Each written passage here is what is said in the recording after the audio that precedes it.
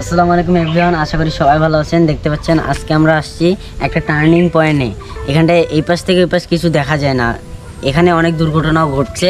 তাই আজকে আমরা আসছি এগুলা সব জঞ্জাল কেটে দেবো, একটা সাফাই করে দিব। ওটা সারফাই করে দেবো।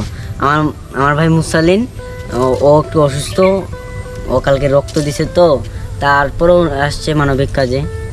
তো আসুন তাহলে কাজটা শুরু করি আমরা।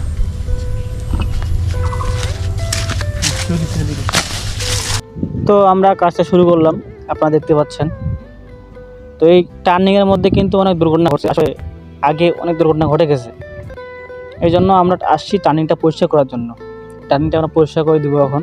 আমাদের এই ভিডিওগুলো যদি আপনাদের সামনে যায়, ভাই একটি লাইক, একটি শেয়ার, একটি কমেন্ট করে দিবেন। আপনাদের কাছে বেশি কিছু চাই না, শুধুটা শেয়ার চাই।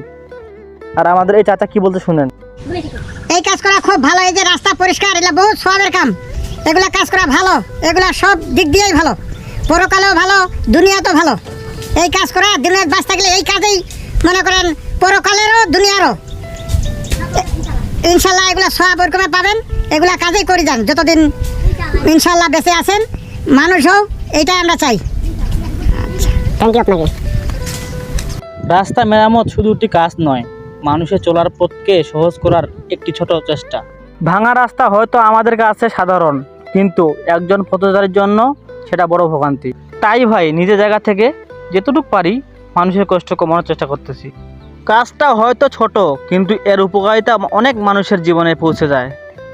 একটি ভালো রাস্তা মানে শুধু সুন্দর পথ নয়, নিরাপদে চলার একটি নিশ্চয়তা। তো সম্মানিত ভিউয়ার্স, আজকে এই পর্যন্তই।